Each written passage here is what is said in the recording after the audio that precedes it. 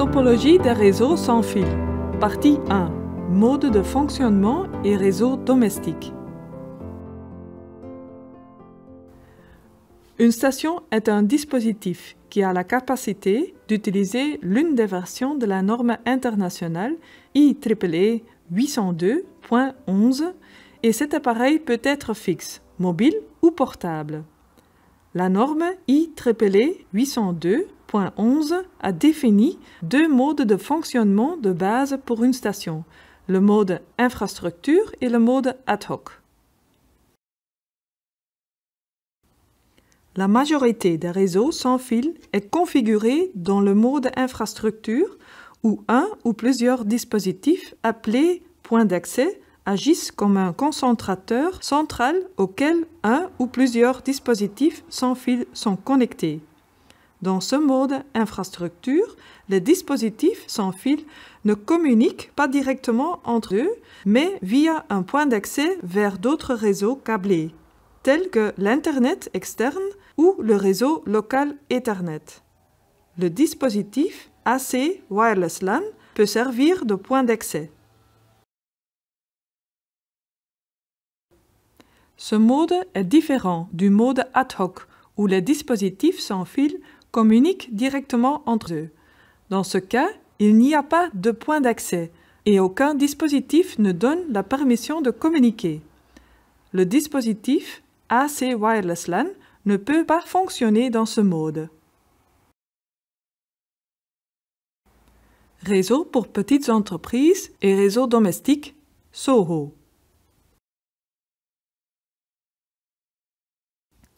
Un réseau domestique sans fil ou un réseau pour petites entreprises comprend typiquement des ordinateurs portables, des tablettes et des smartphones, et parfois d'autres dispositifs tels que des imprimantes, des plateaux de musique et des téléviseurs.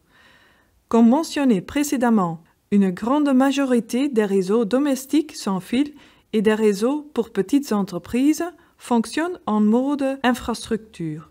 Dans ce mode, les stations sans fil appartiennent à deux catégories principales, le point d'accès sans fil et les clients sans fil. Les points d'accès sont les stations de base pour les réseaux domestiques sans fil ou les réseaux pour petites entreprises.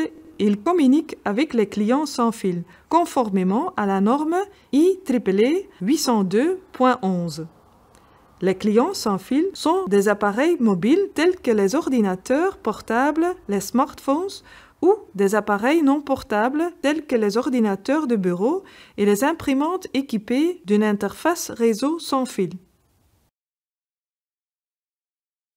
Un point d'accès se connecte normalement en amont à une connexion Ethernet câblée et dessert en aval ces connexions de clients sans fil à l'aide de liens radiofréquences basés sur l'une des normes IEEE 802.11.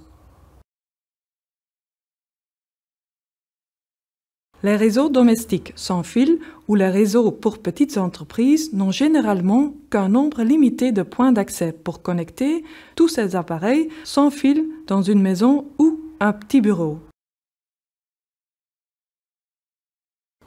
Dans de nombreux cas, il consiste uniquement en un routeur sans fil, c'est-à-dire un dispositif qui inclut un point d'accès, un routeur vers l'Internet externe et un commutateur Ethernet pour un réseau domestique ou pour une petite entreprise.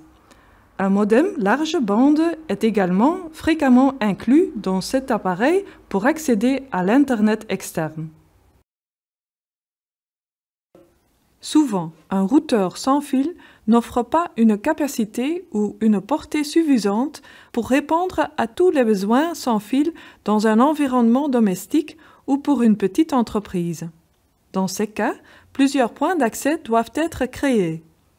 Ces points d'accès sont la plupart du temps interconnectés à un ou plusieurs commutateurs sans fil au moyen de connexions câblées Internet.